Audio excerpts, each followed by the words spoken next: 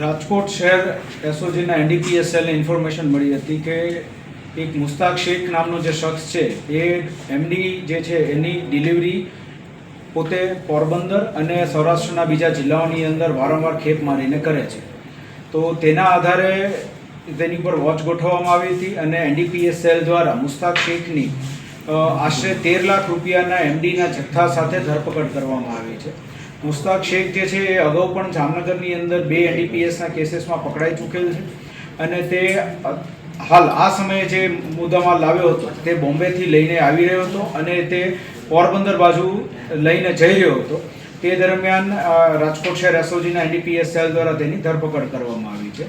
અગાઉ જે 2 ગુનાની અંદર એ પકડાઈ ચૂક્યો છે તેમાં પણ તે બોમ્બે બાજુથી જ તે મુદ્દામાં લાવ્યો હતો તેવું તેની અત્યાર સુધીની તપાસમાં ખુલેલું છે અને હાલ આ તપાસ જે છે યુનિવર્સિટી પોલીસ સ્ટેશન ખાતે શરૂમાં.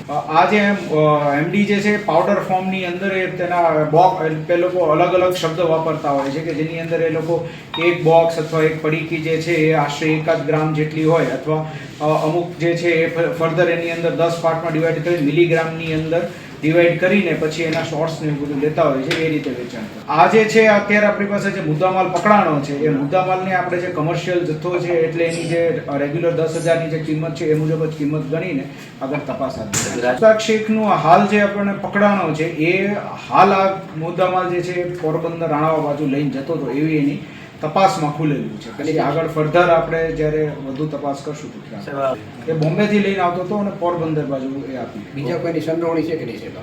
હાલ એ તપાસ સારું છે. યુનિવર્સિટી પોલીસ સ્ટેશન ખાતે એનડીપીએસ સેલ પણ આની અંદર ઇન્વોલ્વ છે એટલે આપણે બીજા આપણા રાજકોટ શહેરના કોઈ પણ આરોપી એની અંદર છે કે કેમ એ બધે તપાસ